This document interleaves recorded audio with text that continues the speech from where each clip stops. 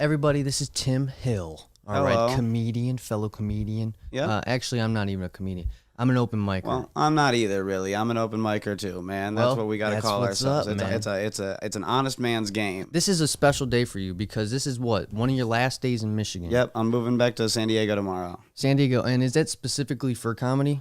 Oh yeah, I only live out there for comedy. So what makes it different than Michigan? Then 'Cause- Michigan and Detroit specifically, there's just more. There's more available There's stage time. A lot more. So, oh like, yeah. For instance, on some days, like a good day here, you can probably only maximum hit 3, and Yeah. then mostly 2.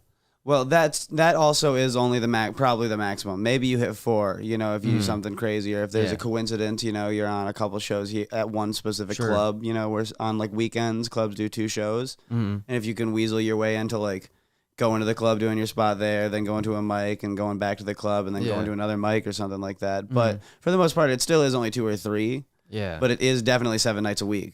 There's no stopping. Like. And is that the same in San Diego, or how many can you hit in a night in San Diego? That's what I'm saying is in San Diego. It's Oh, 2 to shit. 3 mics a night, 7 nights a week, no matter what. Shit. Yeah, no matter Okay. what, you can get Right. get on stage at least 2 times every night, pretty much. Because for me, as an open micer that can do like only show up, go up, Show up, go up and stuff. some lucky sign-ups on Facebook. Yeah. Some nights I can't even hit any. 0. Exactly. Yeah, that's and that's a couple Michigan. times a week. Yeah, And there are scenes that are worse and stuff like that. Sure, you know, sure. of course. So I'm lucky to have started here. You're lucky to start here. Yeah, But it isn't. It's not. There's not enough opportunity. Bottom line. interesting because since I'm so fresh to the game that it's still fine for me. Like I can still burn myself out with as many mics that are available to me. Yeah. But that's because I'm so new and I'm learning. Yep. And I'm still You're starting at a pretty rapid pace, to be honest with you. You're going immediately after it. For Right. most people, dip their toes in. You know, they wade into the water. interesting. Yeah, like I don't know. I listened to like this video and it was Ari Shafir, like, and it was a 4-hour long video of him talking to young comics. Yep. And one of the things he said was like, if you're not going 5 to 6 times a week, like you need to go 5, 6 times a week. Yep. So I just try to do 5 to 6. Yep. And that is hard. I'm not gonna lie. It's hard. It's It's hard. hard to discipline. When you've got another life, it's very hard too. You know, I started comedy pretty much in high school. Oh wow. Yeah, so it was the only other life that That's I awesome. got to have. Yeah, but I still did have I had a 9 to 5 job for a little while. Yeah, of course. And it it got pretty hard. I ended up getting fired from it because I was taking too much time off, period. And I'm not saying I quit my 9 to 5 because I get paid through comedy. I got fired from it because I did comedy too much. Yeah. And I started living in a van and making it work. Dude, we talk about van life all the time. Yep, it's I'm a thinking fun thing about to it. do. Dude, you ought to do it. You got the right spirit for it too. Especially for comedy, dude, because you don't have to pay for hotels. You can travel all across the country, do gigs. Exactly. Always. Yep. So you're literally just untethered to anything besides your van. I was on for a long time when it was me in the van and then my buddy Chris, he's going to be coming here later today. Awesome. But him and I went on tours of breweries up like through like Idaho, Washington State, sweet. down through Vegas. And that's, how he's making his way out to Detroit right now. But just staying in the van pretty much the whole time. It's so easy. So did you build your own van or like did you Nope. buy?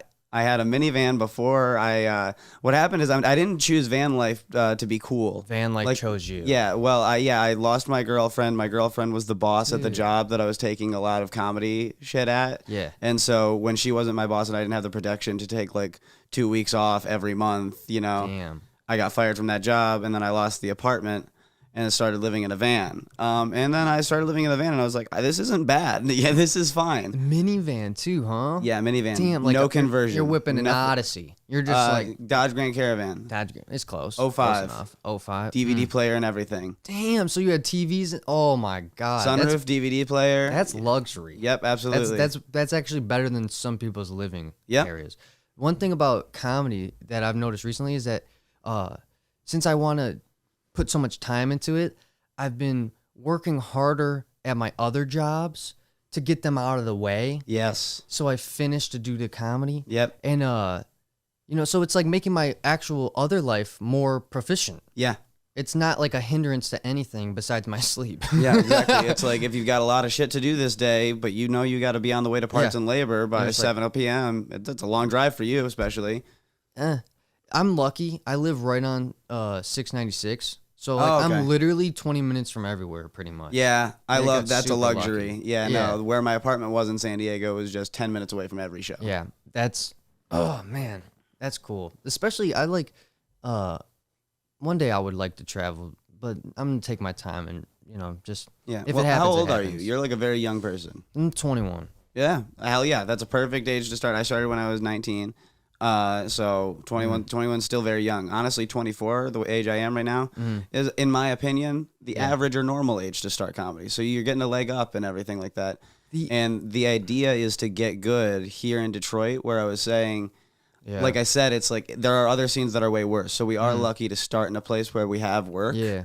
But it's not enough. It's not so much work to the point where there's like eyes on us and people like recognize. No one remembers us when we were bad. Sure. No one remembers us when we were bad anymore. I used to suck so much dick. No one knows. That's good. Because all the people who knew I sucked dick quit comedy. Yeah. Pretty much, That's like interesting. a lot of young comedians end up quitting comedy. So That's so interesting. And it's so hard to judge because, I've seen people, some of the first I started like a couple months ago, blah blah blah. So I would see some people that I view as really good, but at the start I would see them bomb, right? And it was like my first time seeing them, and I'd just be like, okay, and then I'd see them murder a room. I was like, whoa. So I guess what I'm trying to say is, you can bounce back from a bomb. yes, The bomb isn't forever. no. It's like all you have to do is just learn how to not do that, and people will accept you. Yeah. At least for your comedy. Yeah, the way that I put it, it's there's a stink, that Okay. we have on us. Once you've been doing it long enough, there's an attitude that you have at an open mic, even if you're new there, All right. to the point where it's like when I first started, I was Yeah. a kid, I was bright-eyed, bushy-tailed, and scared as fuck. I went to Sure. open mics, sat alone for a long time before anybody talked to me. You probably did the same thing. Sat Yeah, alone, bombed, definitely. went home. Went out the next night, sat alone, bombed, went home. Yeah. Until you started smoking cigarettes with anybody outside or whatever, doing something. So then it's like almost starting that over when you move to a new scene.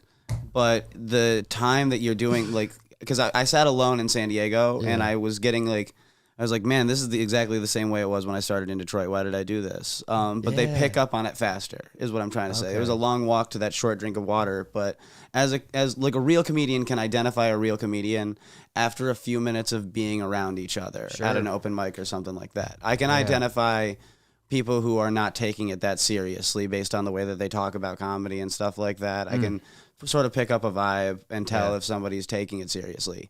Like I said, open micer, all I am is an open micer and stuff Sure. like that.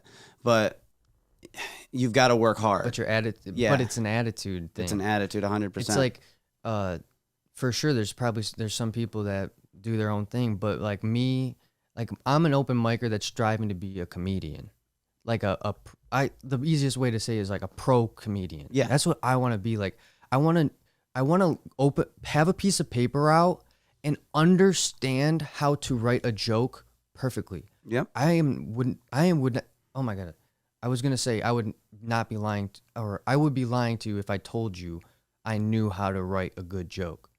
So what I'm saying is I don't know how to write a good joke. Yeah, I mean, I'd be lying to you if I told you I did. Yeah. Like I write so much shit because I'm trying to understand, and it's so confusing. It's basically like trying to do trigonometry. It's like Yeah. I don't know what trigonometry And is. there's not really a way to teach it. Yeah. It's like trying to do a new way of a new type of math that you cannot be taught. Like there Yeah. are ways to be guided, but everyone's writing is going to be different. So Yeah. there isn't a perfect way to write a joke or Sure. a way to write the joke the right way. But I do know what you mean for, the fact that you've only been in it a couple months. Yeah. What you mean that you're still trying to figure out, it's like, how do I write? Like what's the way that I write, Yeah, it's I've had even with the podcast, like when you start anything, you kind of emulate the people that you got the love from. Yeah. And like people would comment all the time, "Oh, I can tell what podcast you listen to by listening to your podcast." Yeah. I'm like, "I'm sorry. I'm like a sponge. Like Yeah, I I mean- soak up what I love, and then That's generally make- what's gonna happen, you know. and so exactly what you were saying. Like I'm trying to figure out how does Noah Barczyk write? How can I make the joke that, and I make it happen over 12 Passovers of many hours of looking Yeah. at this joke. Like, come on, motherfucker, let's do this. Well, that's the way it is, you know. Like Yeah, looking maybe back it over is. it, I don't write too hard anymore, to be honest with you. Okay.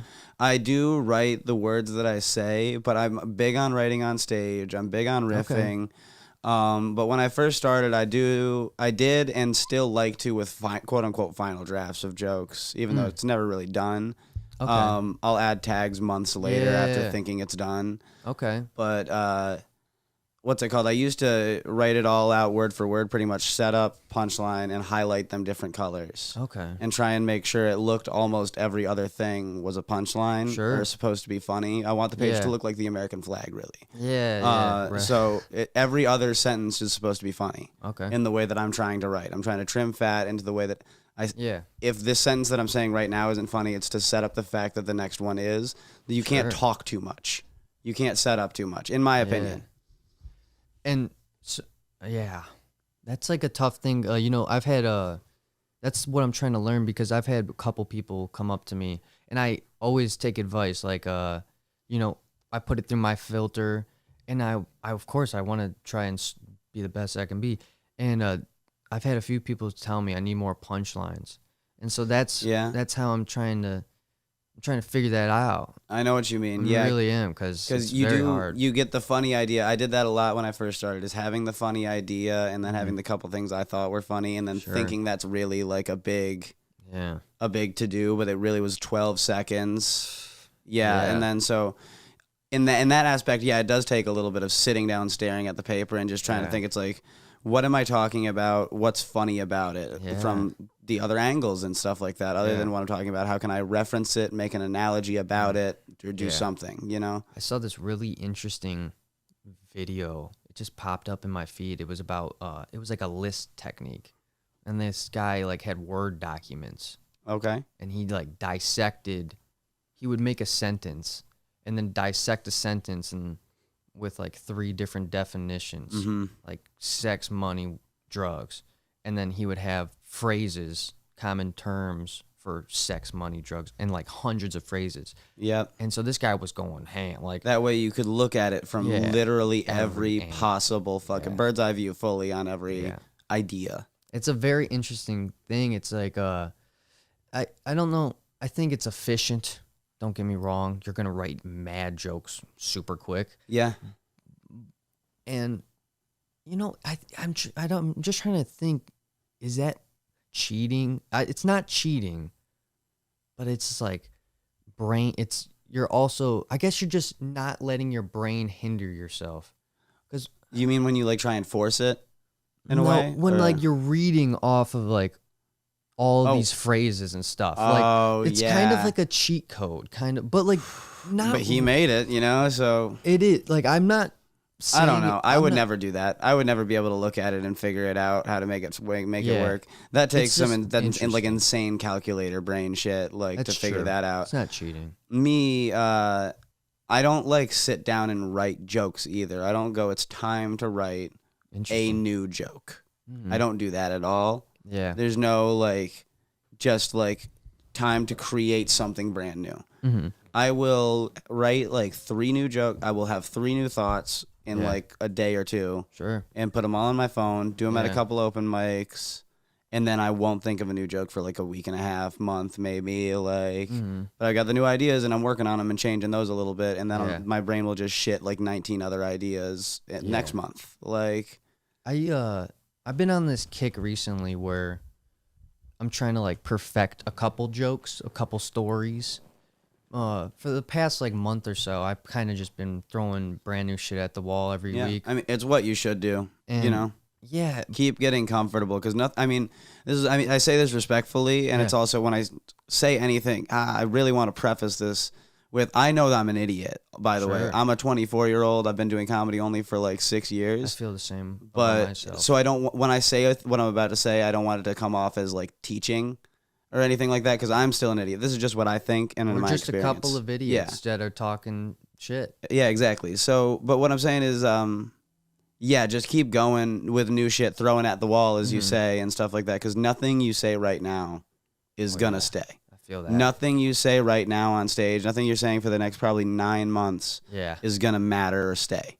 Nothing. feel I that. tell nothing from the first 2 years of comedy right now I feel at that. all. And if I look back at it, I cringe, you know? Yeah. And I'm sure you will too. So Yeah. just keep getting better and comfortable. Because if you're ever like on stage, you know, try to work on that muscle of getting that away. Yeah. Because when I bomb, I'm not scared anymore. That's probably the bombing is my. It's you know, it's indicative of how awful of a comedian I am. Bombing is one of my hardest strengths. I will talk through silence, have fun with it, break through the bomb. I love bombing. It's very fun, but if it still feels like it chinks your armor to say something you think is funny and then hear silence, get really comfortable with that happening. Yeah. And then you can start really being yourself even more. The it's kind of fun because it's you can break out of it. There's this tension when you're bombing. You can feel it in people's faces. Some people literally, like my mom and we both have bitch face. So we show it all in our face. Yeah. And so many other people too.